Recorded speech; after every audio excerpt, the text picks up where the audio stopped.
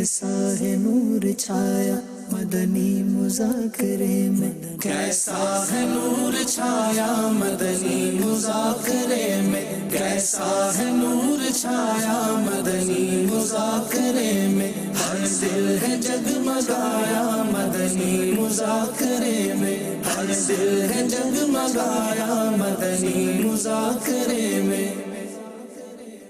हिकमत है मुसलमान तेरा गुमशुदा खजाना, पाले इसे जहां मिले इसको न तू गवाना, पाले इसे जहां मिले इसको न तू गवाना।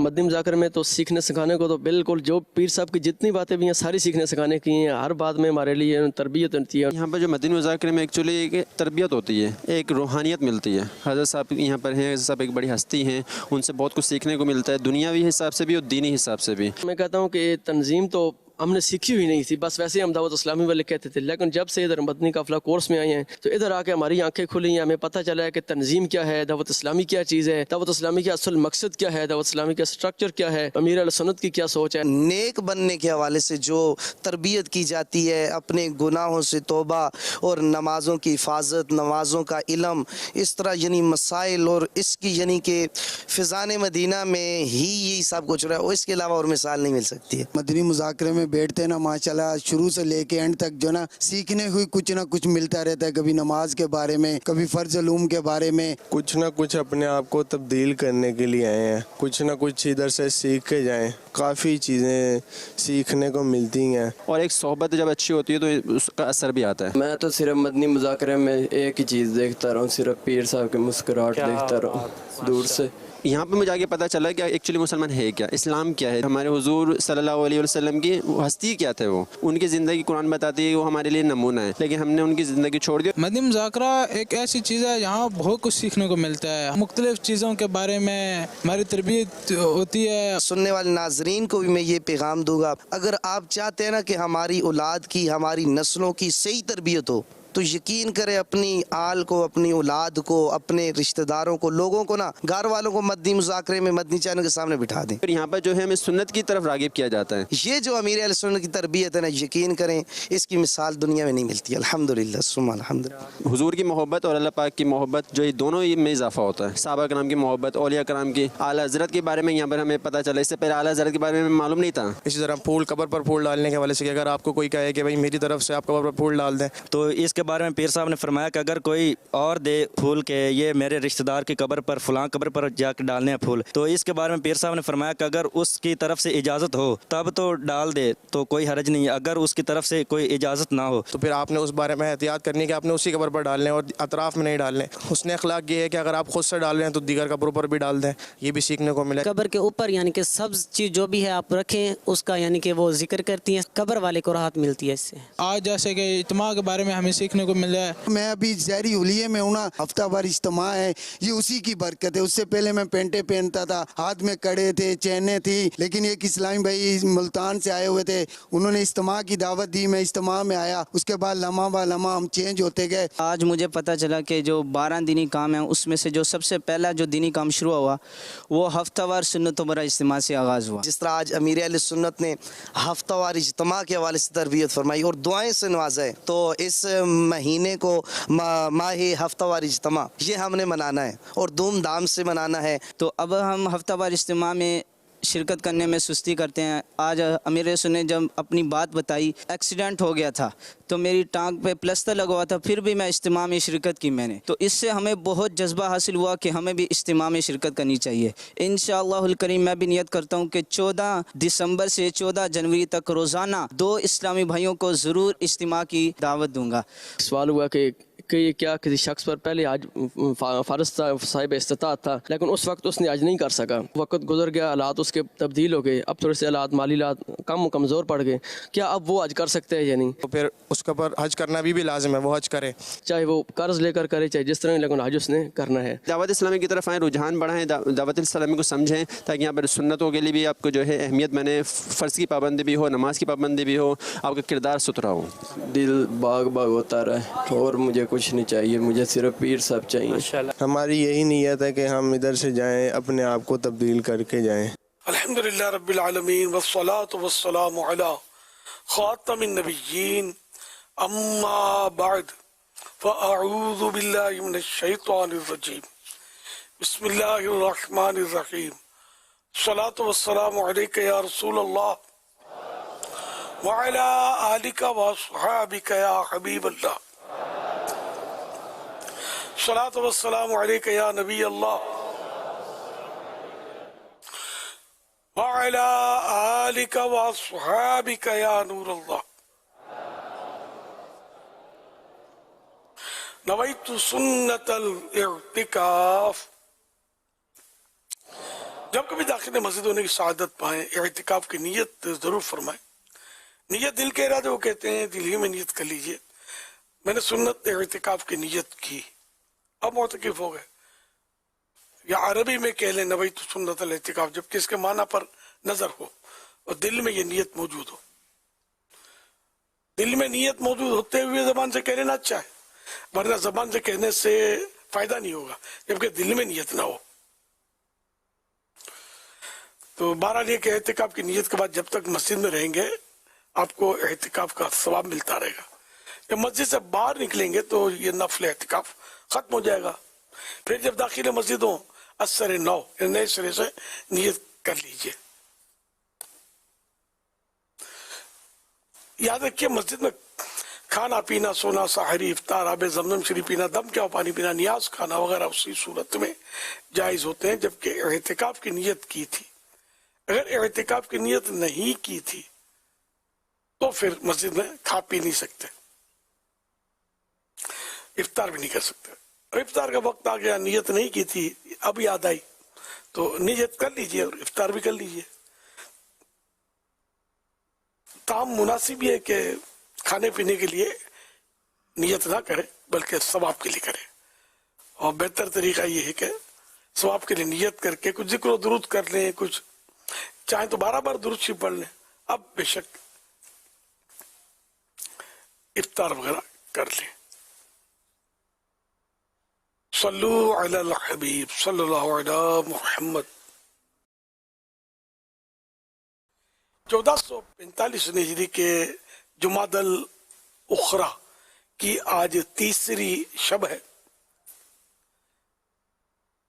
اس مناسبت سے مکتبۃ المدینہ کے رسالے ضیاء درود السلام پیج نمبر 2 سے فرمان آخری نبی صلی اللہ علیہ وآلہ وسلم نمبر 3.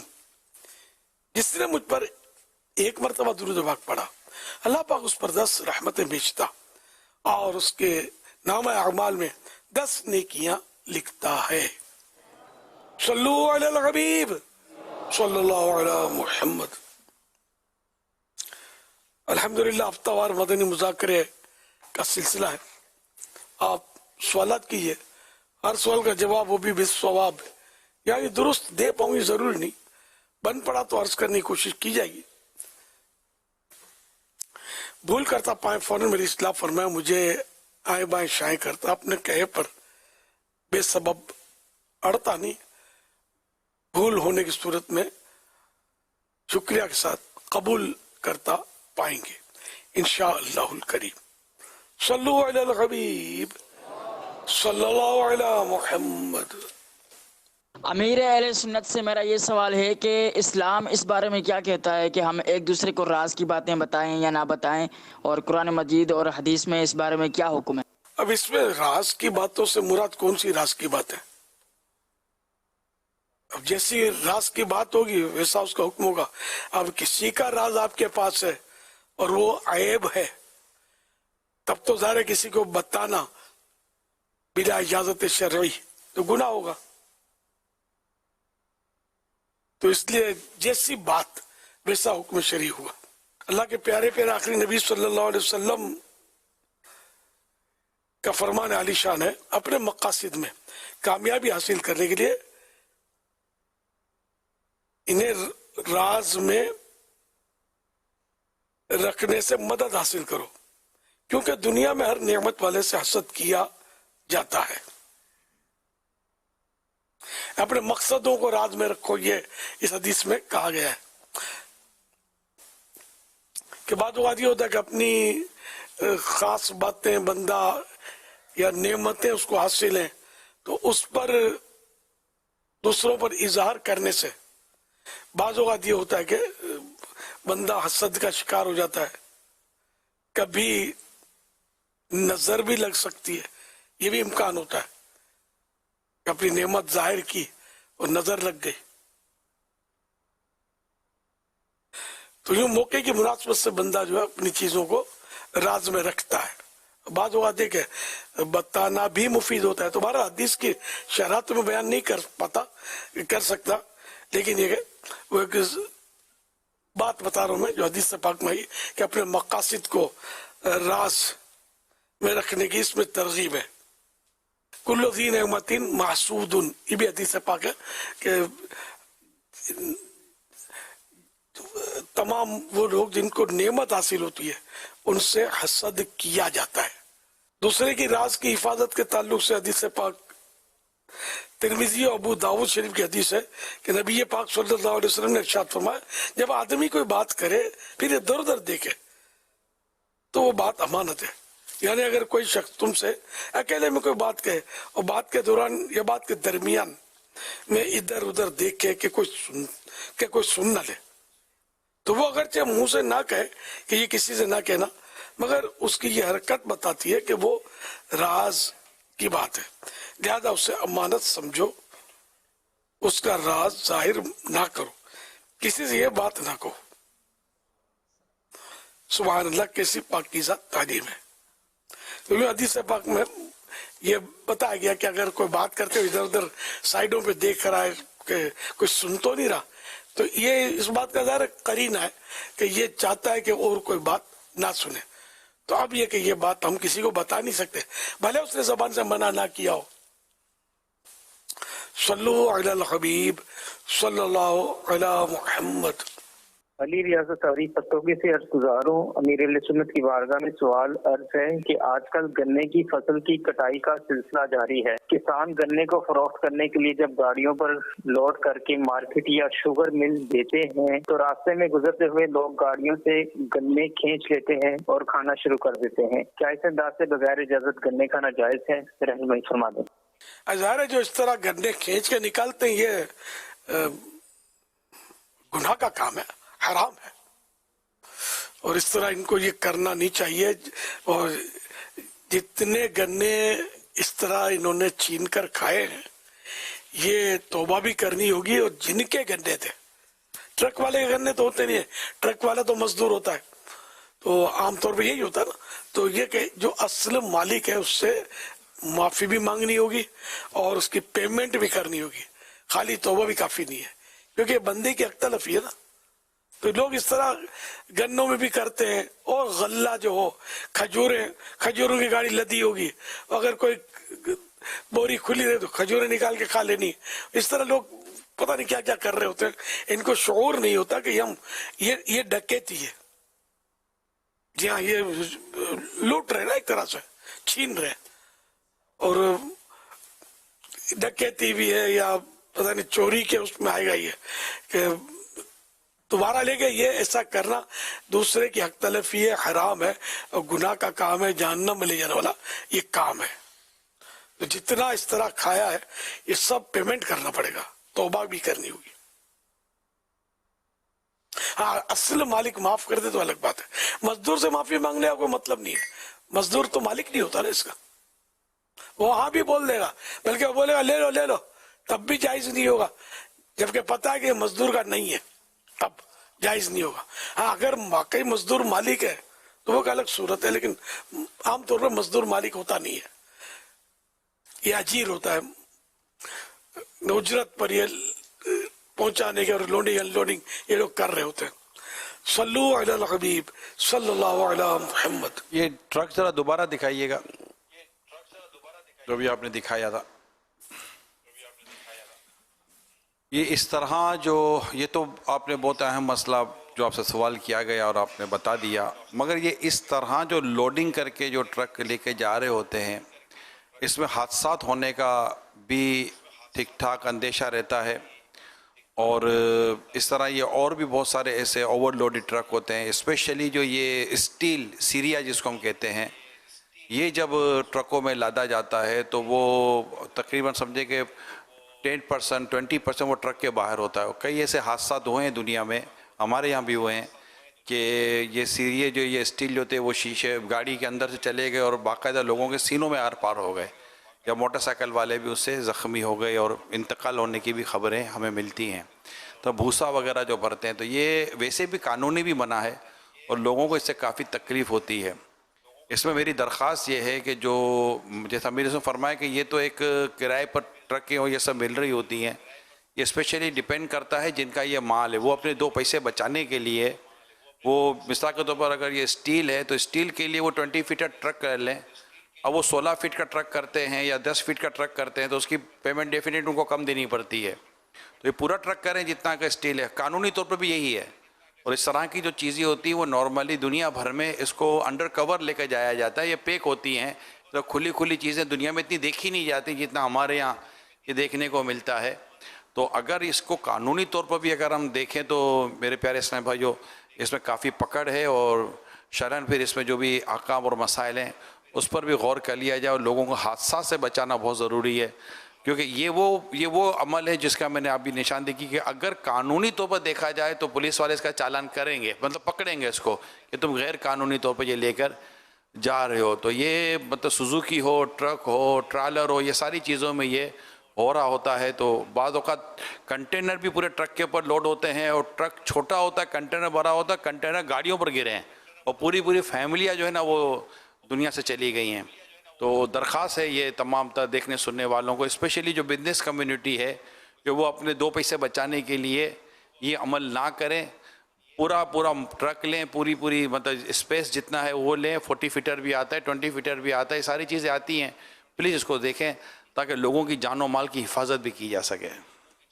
اسی طرح بعض اوقات یہ کھلی سوزوکی ہوتی ہے، جی کھلی سوزوکی جو ہوتی ہے اس میں بھی یہ اس طرح کی چیزیں بھری ہوتی ہیں. رکشے ہوتے ہیں تو رکشے میں بعض اوقات اس طرح باہر نکلے ہوئے ہوتے ہیں. اور اسی طرح بعض اوقات موٹر سائیکلوں کے اوپر یہ اس طرح کی بعض چیزیں جو لے کے پائپ وغیرہ لے کے اس طرح جا رہے ہوتے ہیں جو بسا اوقات ایکسیڈنٹ کا سبب بنتی ہیں، نقصان کا سبب بنتی ہیں.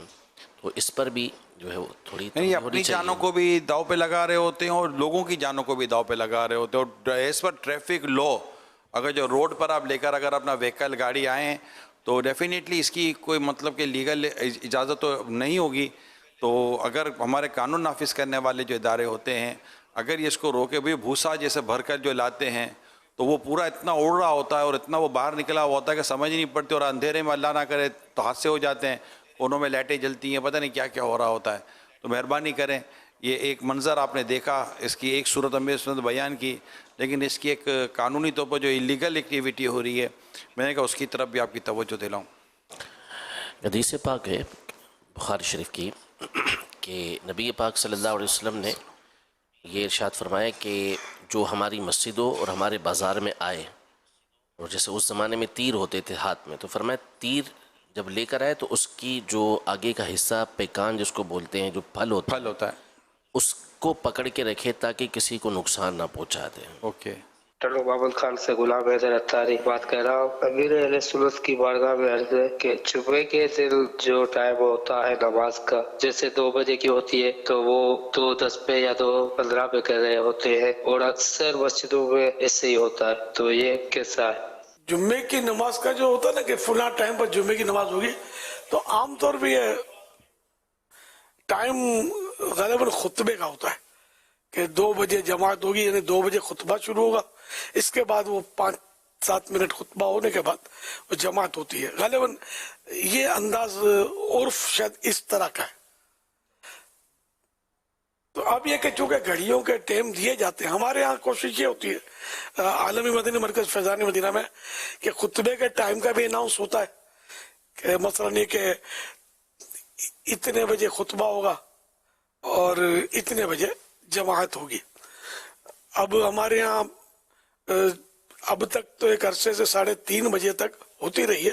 انشاءاللہ 5 جنوری 2024 سے انشاءاللہ الکریم عالمی مدنی مرکز فیضان مدینہ کراچی میں جمعے کی جماعت 3 بجے کم و بیش 3 بجے ہوا کرے گی تو 5-7 منٹ پہلے خطبہ ہو جایا کرے گا.